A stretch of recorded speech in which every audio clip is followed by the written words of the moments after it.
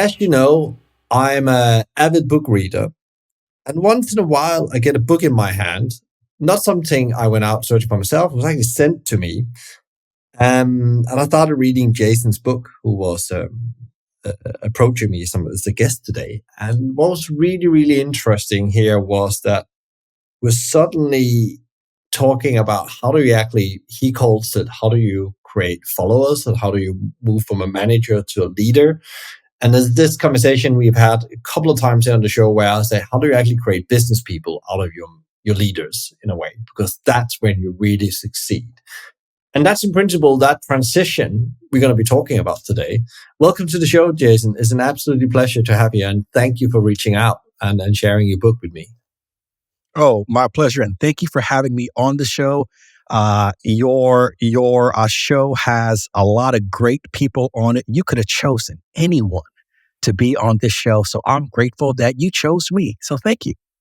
You did the work, you wrote the book, you've done it, it's live. So it's actually you that done the work, I would say. And I think it's so important we share this because this is another angle on what people that is listening to the show I've heard really cares about is actually how to actually make a better business that can take care of people, community, and the planet. So I think this is great. Can you talk, Jason, just so we get a bit of context about your journey, how it all started in hospitality, restaurants, and how you came to write a book, and what is the whole purpose with that? Well, first, I'm a restaurant lifer. Started out like many of us in this stage, banging out dishes at the age of 15 in a mom and pop seafood restaurant. I've held many roles within the front of house and back of house. I started out again from dishes to pantry to saute to char grill to prep, and then moving on to a shift leader, to a kitchen manager, bar manager, general manager, director of operations, franchise business consultant, franchise operations coach. There's been a lot of different roles that I've been through with over 20 different brands. I always say I've had the opportunity to see the Mona Lisa painted 20 different ways. Some of them have been amazing pieces. Some of them have just been some straight pieces. But seeing and being able to understand what perfection looks like within someone's environment, because let's be honest, that's what our business is. We're trying to make an impact, change a decision, change a perception of what a entertaining eatery is, what great food is, what great service is. And we're all going to put our personality into that. So being able to see that Mona Lisa's personality painted quite a few different ways, that's what really helped me to understand my view and the vast different views that are out there. I wouldn't say that any are per se wrong. It's that there are things that we do great, and then there are things that we can absolutely improve on. I think that your show, though, and what your listeners tune in for is trying to understand, although we are making impacts, how can we make it a better process at making this impact? Just because we wear so many hats.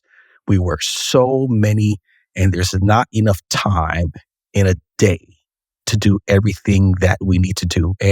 And we do focus on creating leaders within our team. So that's where this book really came from, a 6-year project.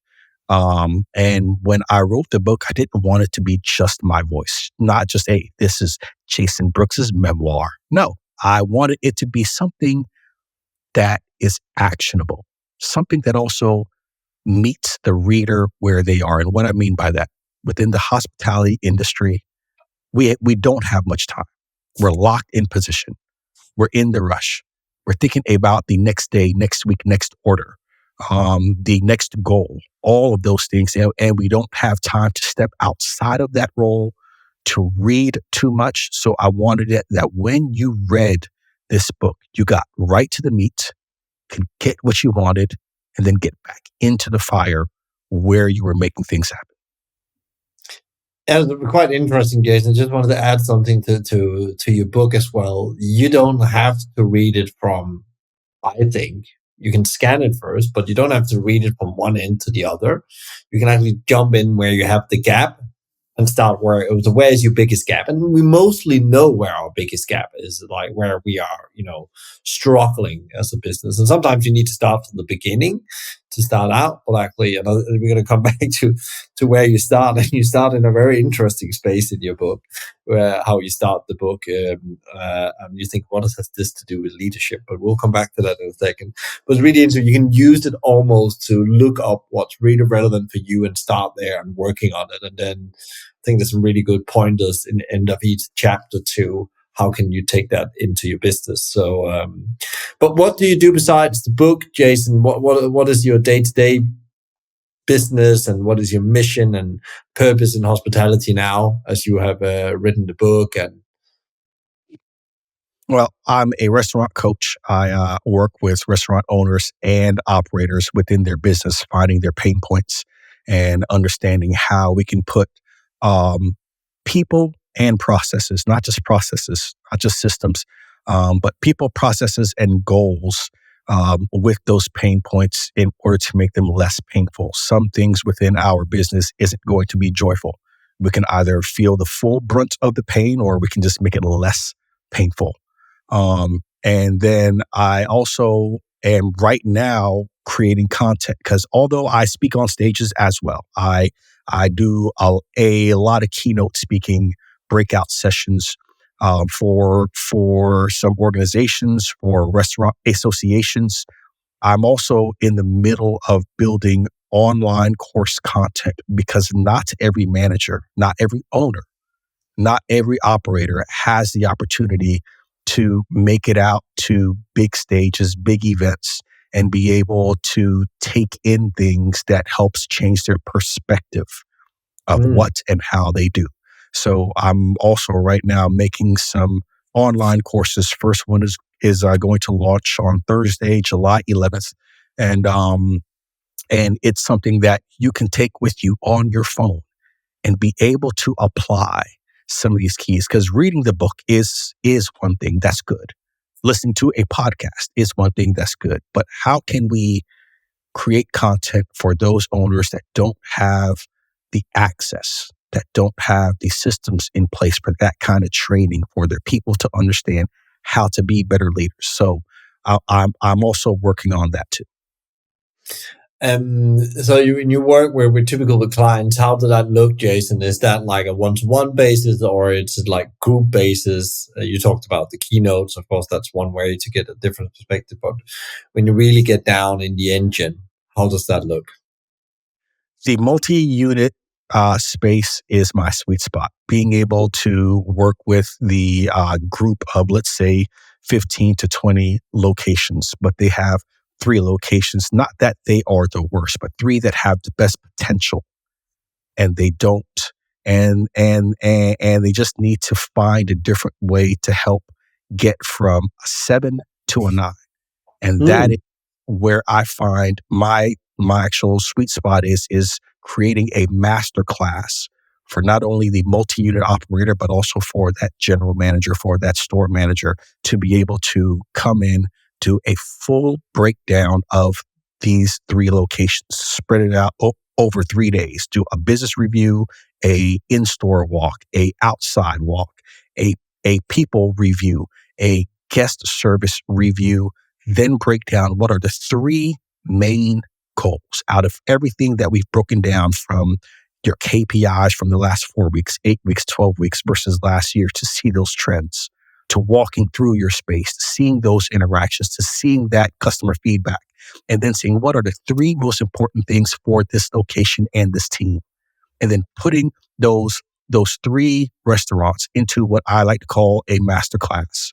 And mm, each week we then meet and talk through what the 3 goals are, how they progressed or scaled back from those 3 goals, what's working, what's not working. And it's not only the manager or the multi-unit manager being able to speak to their business, because what I typically find is that Most managers don't know how to speak to their business.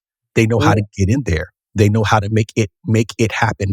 But speaking to their business gives them a different perspective. It's kind of like reading something and learning and then teaching someone. Whenever you speak it back, you then begin to pick up on different things that you didn't realize that you read or learned. So when we're in these master classes, you tend to find this transformation with your management team as well. The real transformation typically within this 12-week master classes is that at about week 4 to week 6, there's this magic that happens. And that magic is them understanding they can't do it by themselves. And that's the mm, biggest challenge for restaurant and hospitality managers is trying to do it by themselves. And in that week 4 to week 6, they find themselves bringing in their core team and really connecting their goals with the individual people within their four walls. That is the magic. yeah, and I think that really make me think as well. Comes back to the book where you talk about the transformation where they go from being a manager. A manager is somebody that tries to control everything, in my view, often on their own. And actually, that's not what a leader is. Then you talk about this transition from manager, restaurant manager to hospitality leader. Can you give an example of that transition and what it looks like? We can all have an idea, but what, in your view, what you've seen through your 20 brands, the experience working with clients, writing the book, how does that transition look when you go through from manager to leader, and what is the difference? Well, there's actually three legs. There's the manager mindset, there's the Mm. leadership mindset, and then there's the coach mindset. Mm. The manager mindset, now this isn't three different people. This isn't even three different stages as you grow.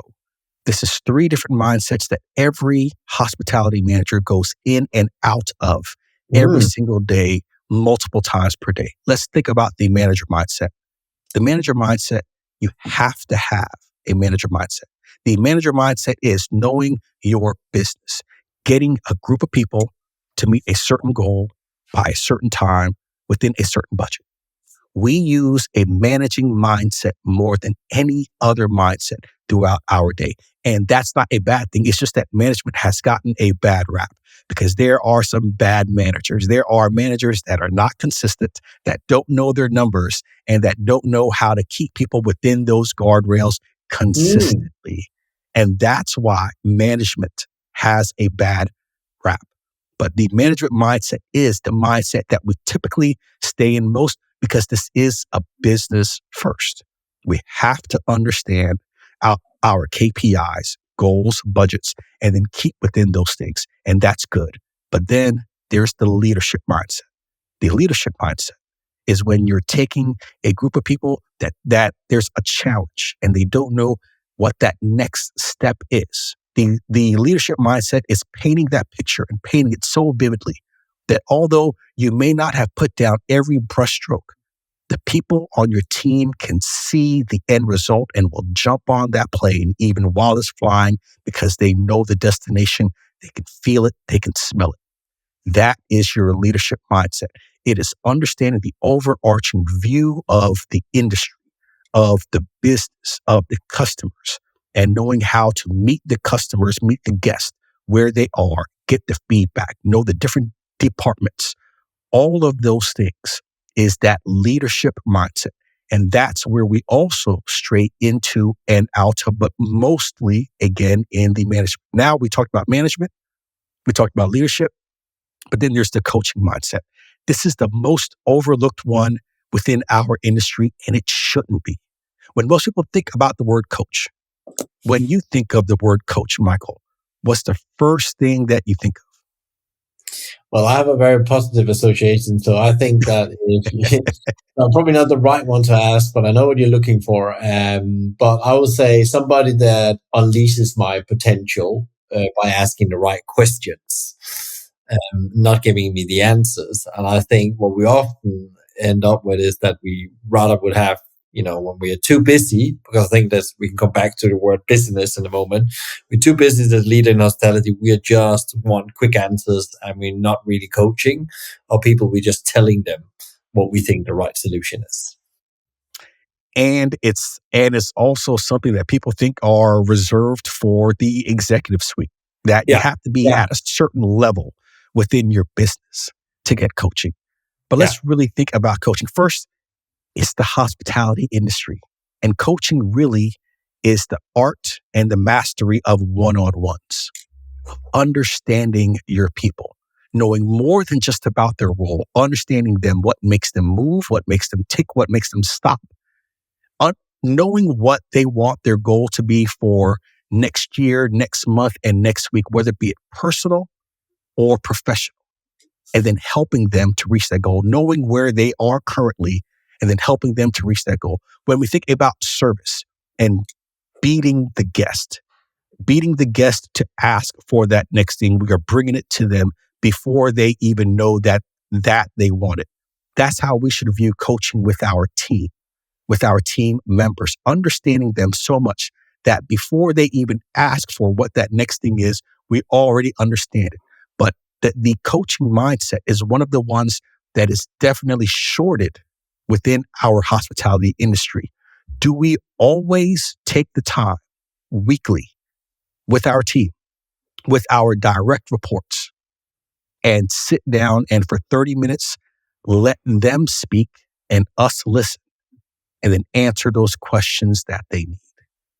Well, now we could keep going down this coaching rabbit hole. I don't want to take the whole show going through the coaching rabbit hole, but that is the three legs: the management Mm. mindset, the leadership mindset, the coaching mindset. It's not per se that it's a graduation.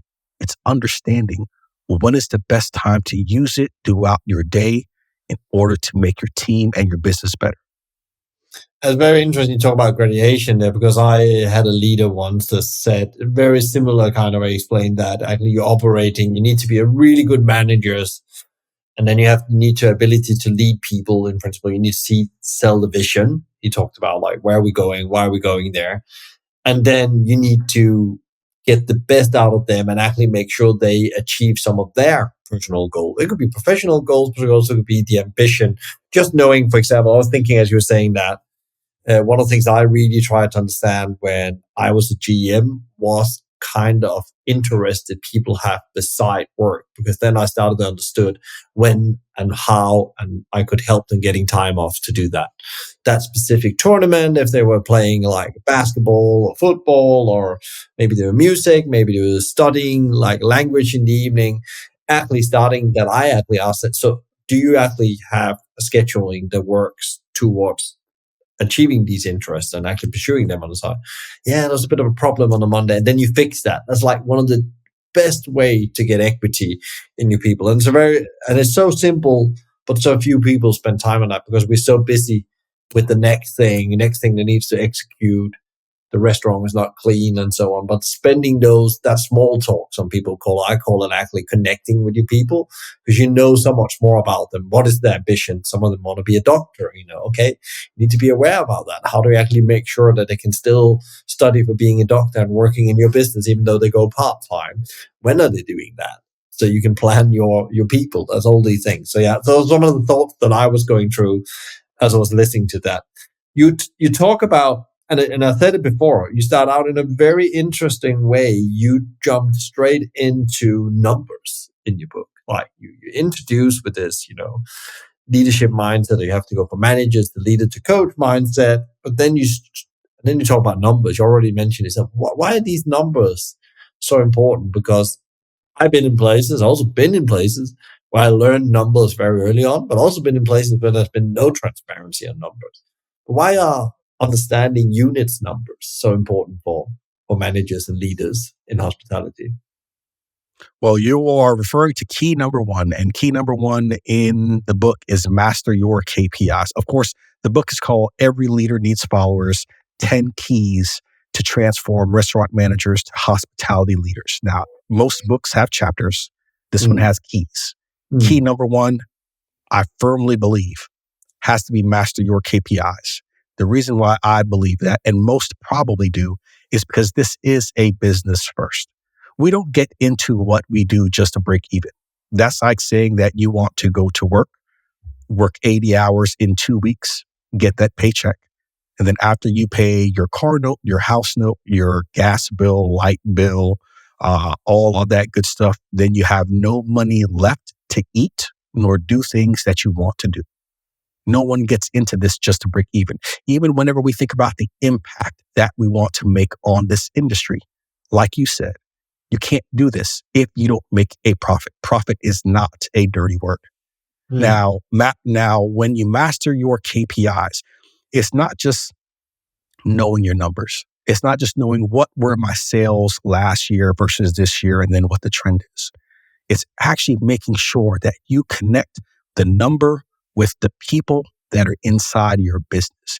You can't just go and create a goal. Let's say it's January or December. Like, yeah, all right, let's make our 2025 goals. All right, let's sit down in the boardroom. Let's scope through this. Let's talk about the industry, the trends about this community. And let's say, all right, this is going to be our goals. And then the 6 people at the table give high fives. Yeah, great. Good job. Print it out on a pretty parchment paper, put it on the wall. Yeah, let's hit it. And then 11 months go by and you hit 2 of 8 goals. And like, what happened? What happened? Because half the time we do not connect the goal with the individual guest facing person that's in our business.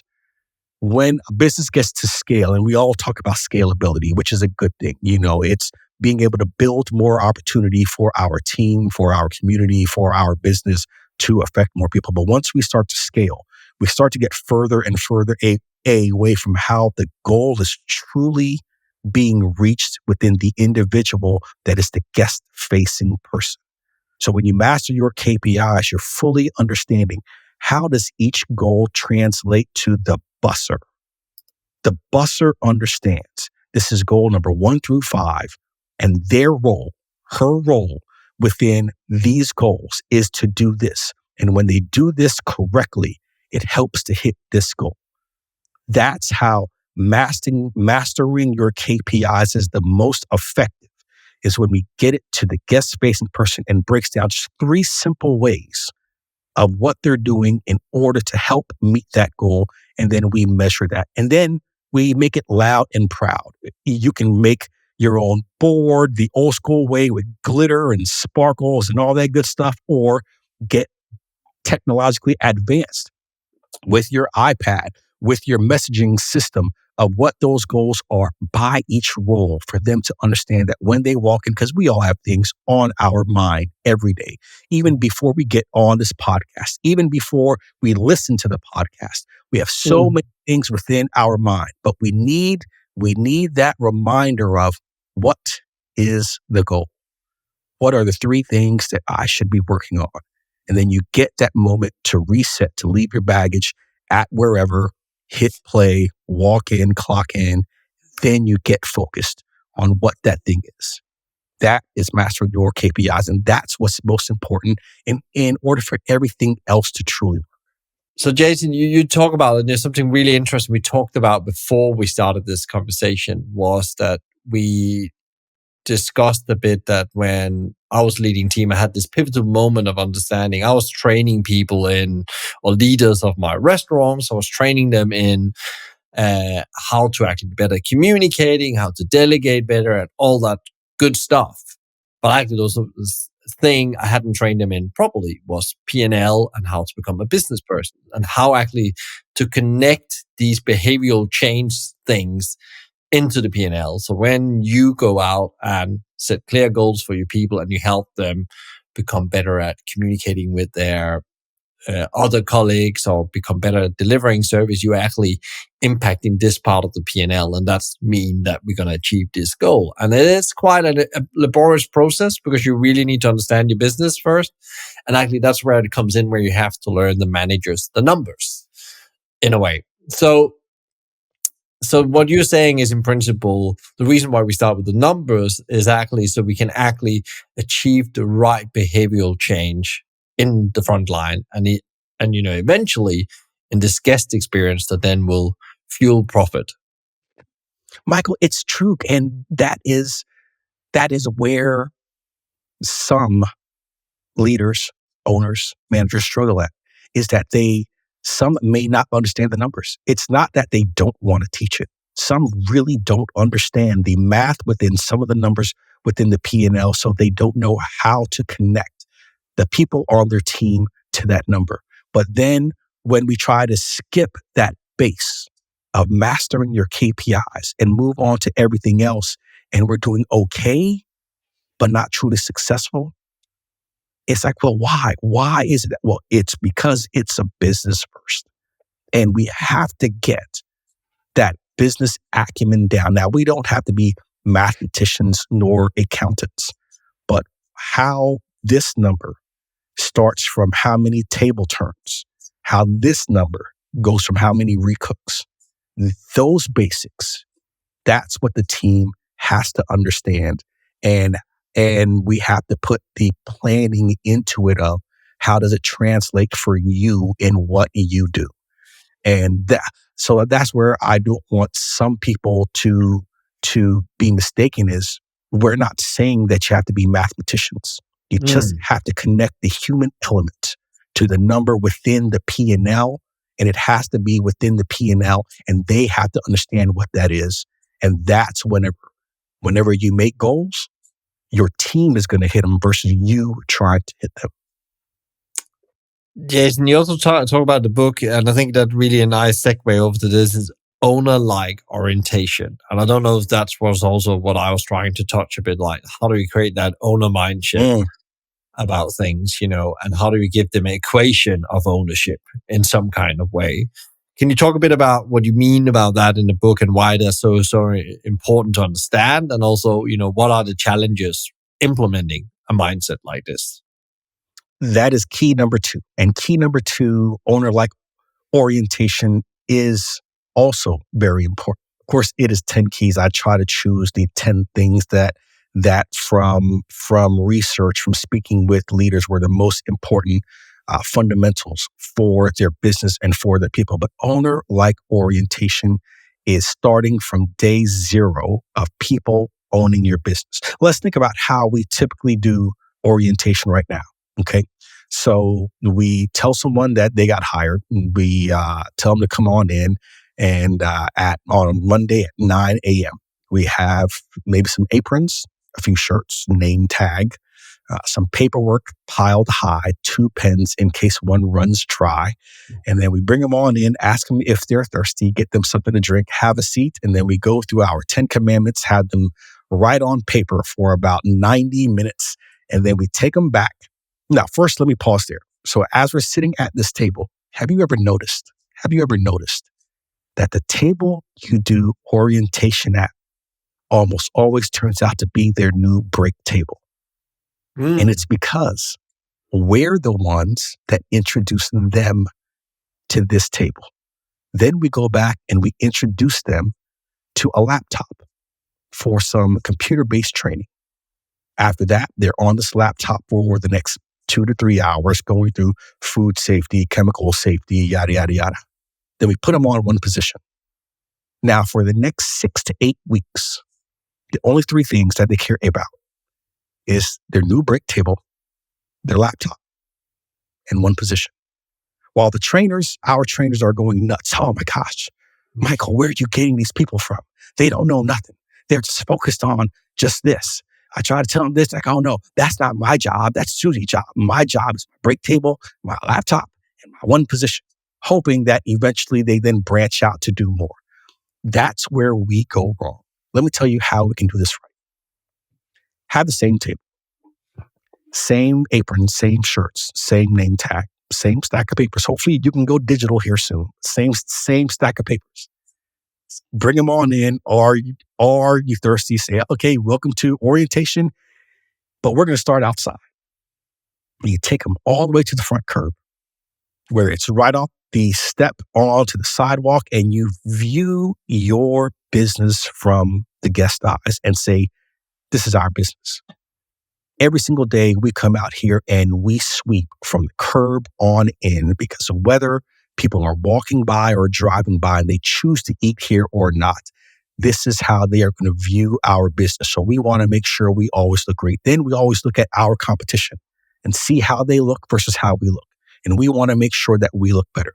Then you walk into the parking lot. We sweep the parking lot every single morning because we want to make sure, and multiple times per day, in order to make sure that there is no trash. This is from where the line starts, not just from the asphalt, but over here in the grass. We go all the way on this side. Then you're walking back to the trash cans. Whenever we dump trash, if it falls on the floor, we sweep it up because we don't want flies flying out. We keep the doors closed to keep all the flies in. And you walk around the whole outside. And then when you walk inside, you pull on the doors. You talk about the view of the host stand or the view of the ordering counter. What should be happening? What are the sounds? What are the smells? Then while you're doing this walkthrough, even on the exterior, you're using a 1, 3, and 5-star grade of what it is. 1 is subpar, 3 is par, 5 is above par. You're etching a number into what below service, good service, and great service is for the interaction, for the view, for the cleanliness, for the table, for the greet.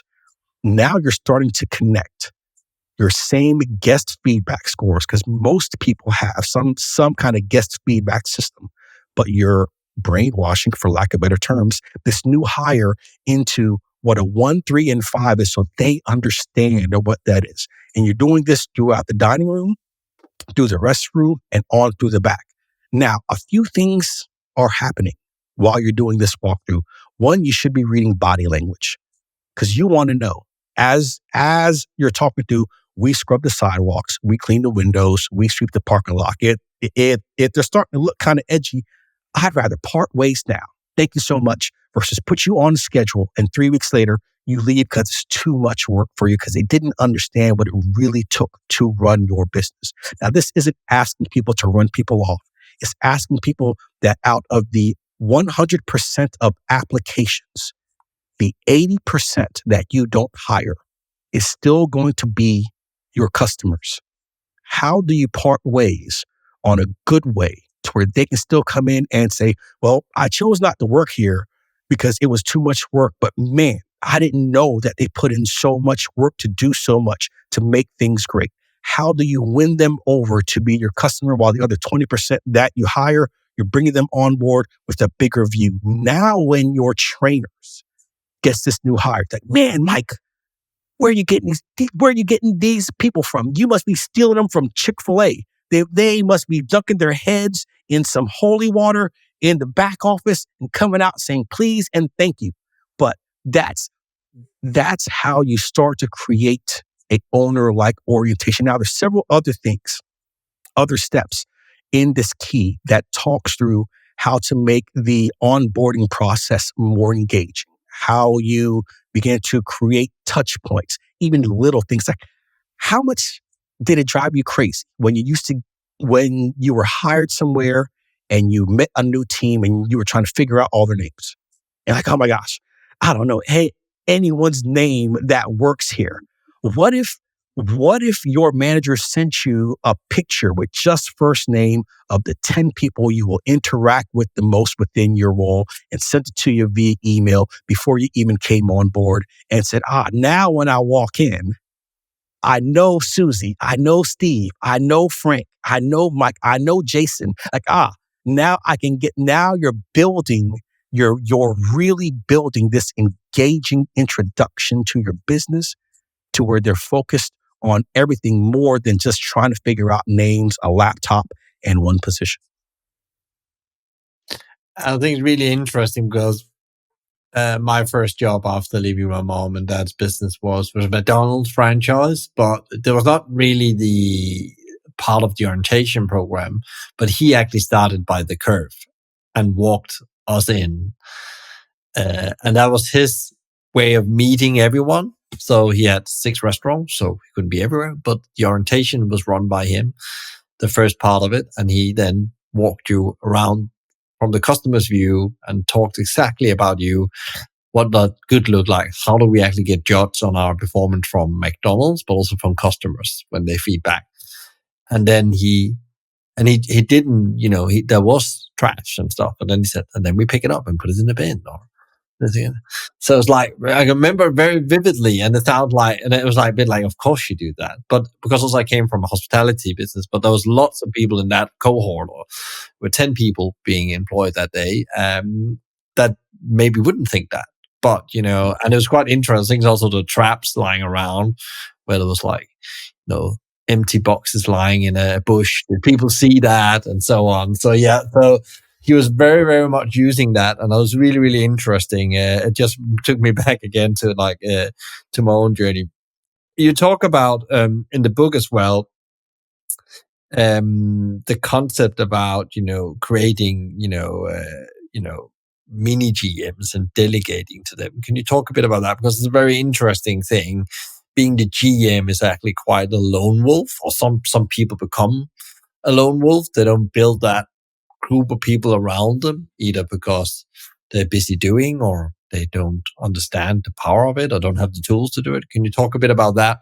Because I thought that was really an interesting thing, where I see lots of GMs end up in the trap of being alone, and then they just say they're all against me, they're all resigning, they don't want to work hard, blah blah blah blah blah blah. And you end out of that, instead of actually focusing on how to actually make them smaller versions of myself, mini me's in principle. Well, what would you say is the the biggest enemy in business in general? What's the biggest enemy in business?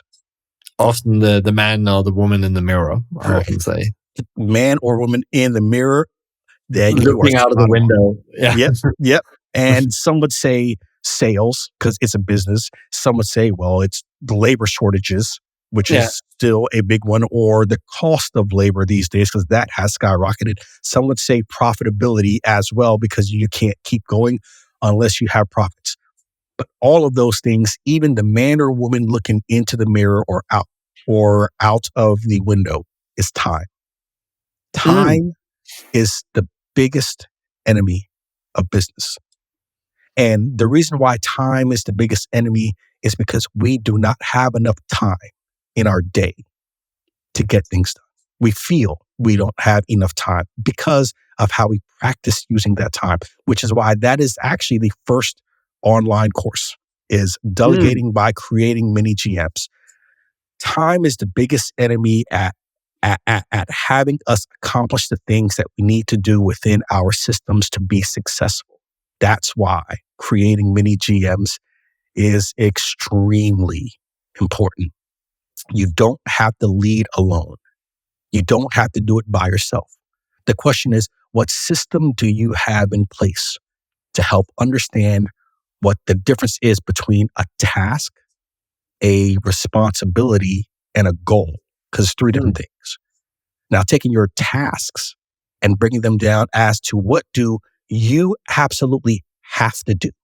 What is it that you absolutely only you can do, whether it's because of access, whether it's because of logins, whether it's because of what you've been told by your supervisor? What's the only thing that you can really do? Okay, that's one. Now, what is things that any manager or any supervisor can do? What are things that anyone within a manager or supervisor role can do? And then three, what are things that any key employee can do? Whenever you can figure out with your task, first write down all of your tasks and figure out, okay, what is it that are my tasks daily, weekly, monthly? Now, what can only I do? What can my managers do? What can a key employee do? You have now three different levels. Now let's talk about priority, because we get mixed up on time with what to do first. And all of this is leading into the delegating. So then time-wise, what has to be done has a hard deadline. And if it doesn't get done, it will negatively affect the guest.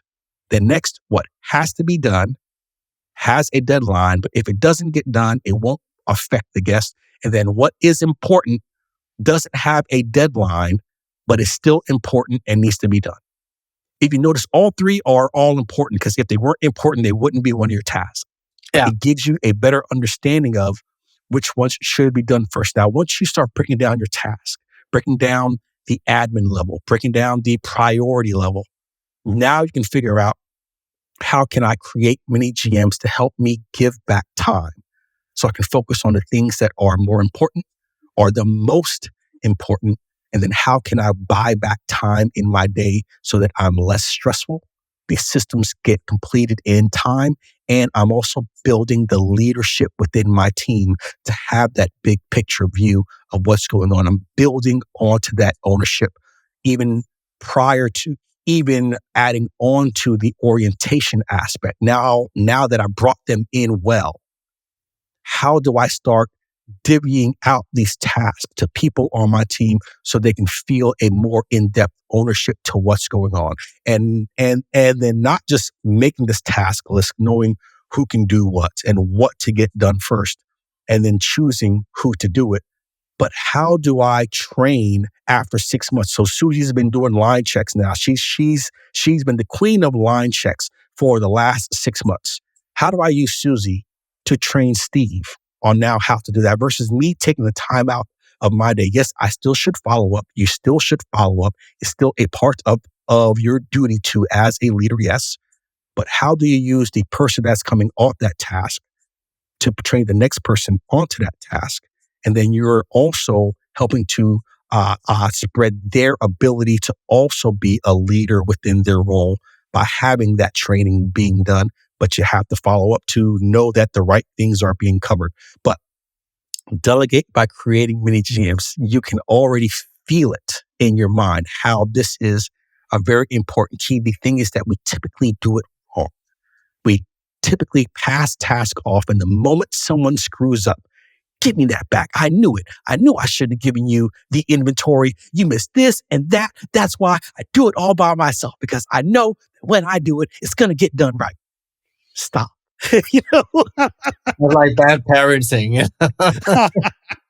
it is exactly like bad parenting. You are spot on. Jason, and I love that thing about, because like often when I meet, there's not only GMs, also here the ops manager and ops director. And when I've worked with people in the past, it's really that I don't have any time. And actually we don't have any time. And it's like the ability to prioritize. And I was listening to something recently, actually on Tim Ferriss' podcast, where they talked the ability also to say no to tasks that doesn't really add value to the job you have, and actually find out how do you systemize that and create filters so you can push it down to the people actually that can learn and grow with those tasks, because it might be a meaningless task to you, but it can be a really good task to somebody else. So just something I wanted to add, like, I love think that. about and it's not your job because you're the manager to do everything. And I think that was one of the learnings I had to do myself as a GM. Not your job to do everything. That's not why you're the GM. Your job is to find the right people to do the job. And so you can have more headspace in creating a better experience for your guests and your people, which ultimately is your job, because that's really going to create profitability in the business when you are top performing on that. And as you said yourself, there's 10 keys, and we're not going to touch on all of them. And I thought, because I was hoping within our conversation we are touching as much on them as possible, because we also want people to go and read the book, of course. But there's a couple of things I wanted to touch before we finalize the conversation today. You talk about for lots of this to happen in the book, you really need also to develop as an individual.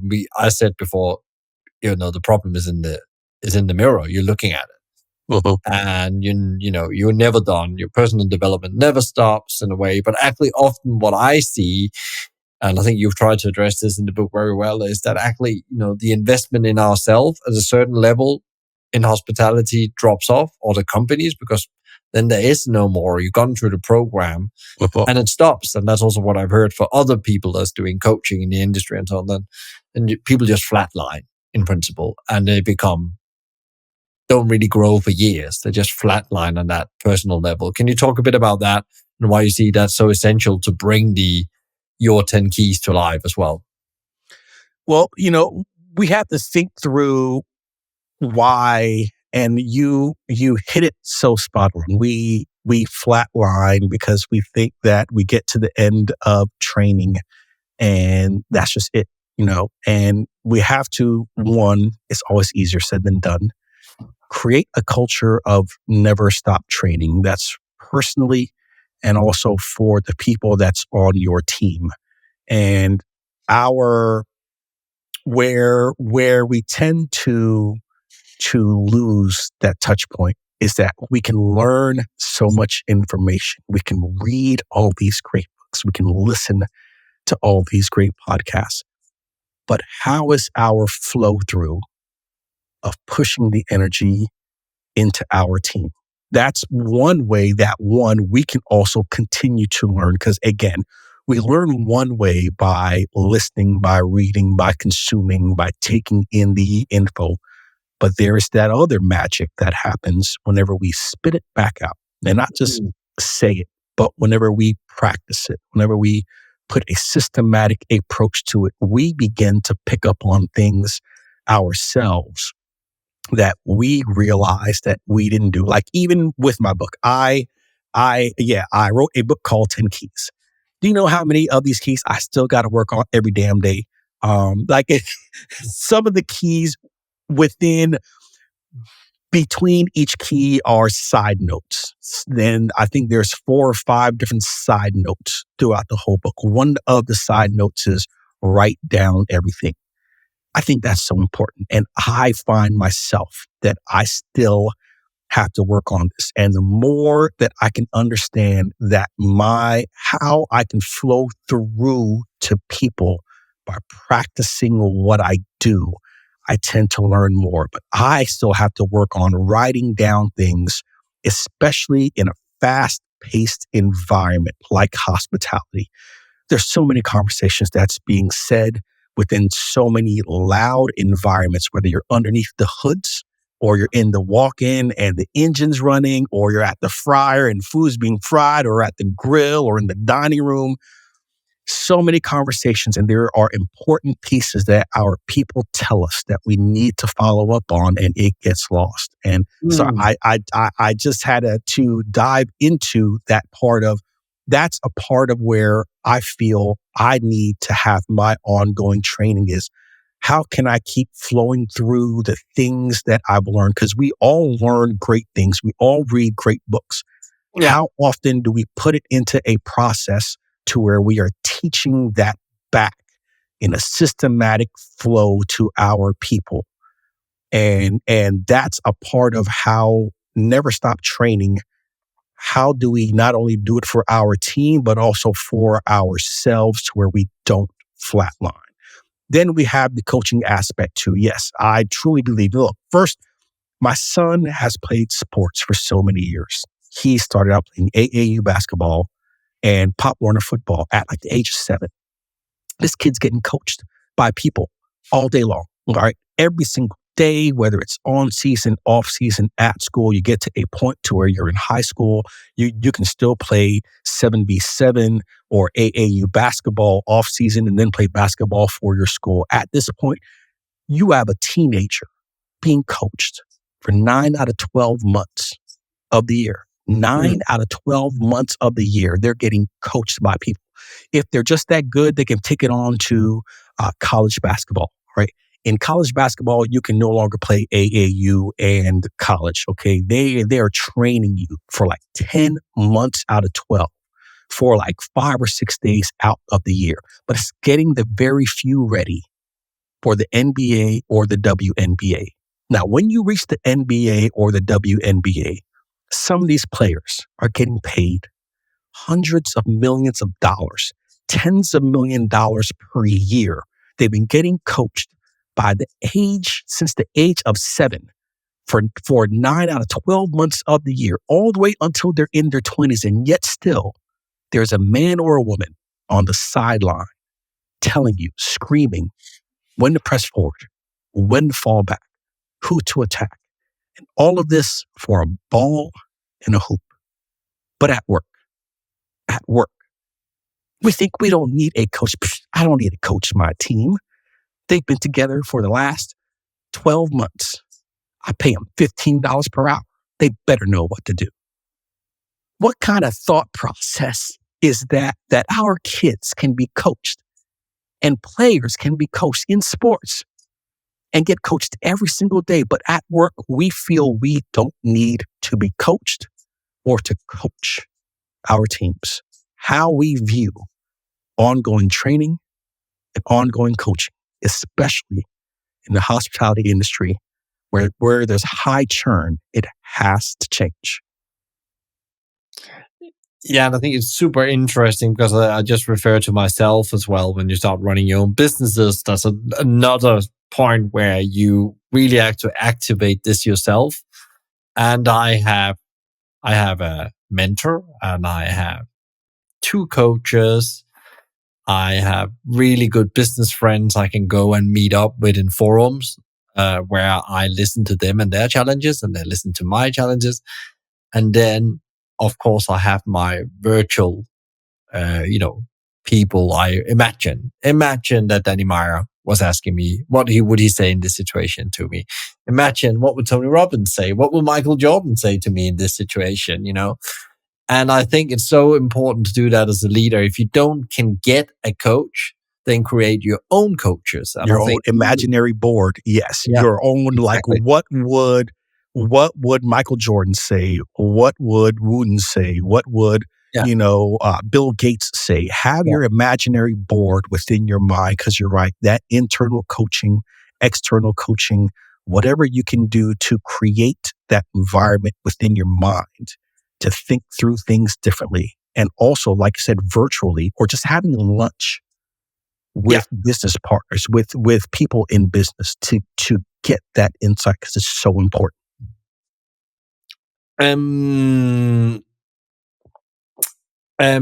what about if we just want to do a couple more things before we find out, because this is such a good and meaty conversation. But what is like the one advice, because there's so much advice in your book and also in this conversation today. What is um one advice you would give to leaders out there, the current environment, that they should go and reflect on if they want to build a better business? Connect the number to the human element within your business. I'd say two. One, to connect the number to the human element every single time, no matter what goal, what the focus is. I have this acronym called BIG, BIG, not just because I like the rapper BIG, but BIG. All right. So big B is one, your goal has to be believable. You Mm. have to know that you can reach it. It has to be intentional, meaning that you have to be putting effort. There is a very systematic effort to hitting that goal. There is intention behind it. And then G, it has to be grounded. Grounded meaning that if you did not do this goal, your business would not be successful. So when you're thinking about making your goals believable, intentional, and grounded, and then you connect the human element of your team with that goal, what their role is within that goal. That's one thing. The second thing, I had to give two. I'm sorry. Second thing is, don't do this alone.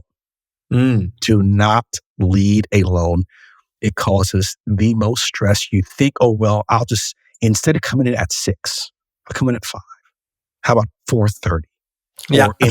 Or instead of leave at 7, I'll stay till 9. I'll stay till 10. And you can do that all you want, but you still will only complete 80% of the things that you try to get done until you try to figure out how to actually win back, buy back, build back your time by creating a team around you in order for you to hit those goals. Do not do it alone. Yeah, and I think it's come back to what I always say to people. So what are the 20% that give 80% of your effort, and that means that you can't do it alone because there's still 100% of the job that needs to be done. So how are you going to find that those people are going to do the 80% for you? Uh-huh. What is, you've written a book, so I have to ask you this question. What book would you give away 9 times out of 10? That's not your own book, of course. What book really inspires you? Simon Sinek, Start with Why. I think Beautiful that book. starting with why is such a good foundation into, again, the people building process, dropping the because I said so, uh, or because I'm the owner. It doesn't lay the same foundation as starting with why we are working on this, or why this is a part of our culture, or whatever that the why is. You start with the why. That book right there helps to really focus a lot of people into how to start success to get to the end goal. I love that book. It's one of my favorite books as well. And it's really, and actually, I saw a post from one of my friends recently around the why of Simon Sinek. And we so focus on the what all the time, he writes, and we forget to revisit the why in principle, because we get busy executing. And again, you can get busy with the 10 keys, but you still have to come back. Why are we actually doing what we're doing all Yes. the time? I love that. I love that. Is there one question you wished I've asked you, Jason, and what would it be and what will you answer? Man, Michael, we went through a lot today. Question that should have been asked, and what would the answer be? I'd say, what is the biggest watch out in being a leader? And this is whether you're a owner operator, a director of operations. What's the biggest watch out? And that answer is influence and the power of influence. We use the term power of influence a lot within our industry. And one of the cautions around that, one of the watch outs to owner operators, to directors, to executives, influence doesn't give a damn about whether you're doing something good or bad. It doesn't care if you told someone, watch me do this. It's usually whenever you think that people aren't watching you is when they're watching you, and when they actually start mimicking what you're doing. So understand that influence isn't something that's chosen. Influence is happening at its own will all day long and by people all around you, whether they work for you or not. Be conscious of the power of influence, because you don't really wield it. You just have to be more conscious that everything you're doing, someone is watching you do, and make sure you're always putting your best forward. That's a very good one, because actually we often forget that, and that could be that we either misunderstood, but also we missed the opportunity actually to move things forward, because most change and progress is done in silence when you think nobody's looking, but they are looking in a way. It's not how many likes you get if you take social media. It's not how many of your managers say you're doing a great job. They are observing it, they are looking at you, and you forget that. You just have to be consistent then in that, performance and behavior. I love that. Where can people find out more about you, connect with you, get your book, and so on, if they want to do that? JasonEBrooks.com. That's JasonEBrooks.com. That's my website. The book, you can get the book on Amazon. You can get the book on iTunes. You can get the book on Kobo. If you get the book from my website at JasonEBrooks.com, I will actually autograph the book for you and send it to you myself. Amazon will not do that. They do some things great, but they will not sign the book for you. And I'm usually pretty active on LinkedIn. If you're on LinkedIn, look me up, hit me up. I'll be glad to have great conversation, whether via virtually or even a phone call. So, that's the best place to find me. Great. Thank you so much for your time, Jason, and sharing your valuable insights and learnings for your incredible journey, and the learning about writing your book and actually doing the work to write the book. 6 years is not a small toll. And I think lots of people don't know. We're talking about the invisible and influence. Hopefully this book's going to do a lot of great influence. I really recommend people to have a look at this book. It's really made me reflect on some things as well. There should be quite basics, but I wasn't doing all the 10 keys either, by the way, Jason. You're not alone. Not good enough, at least. So sending you power and energy for the journey ahead, Jason. Thank you, sir. And I thank you for inviting me on this wonderful show. I love this.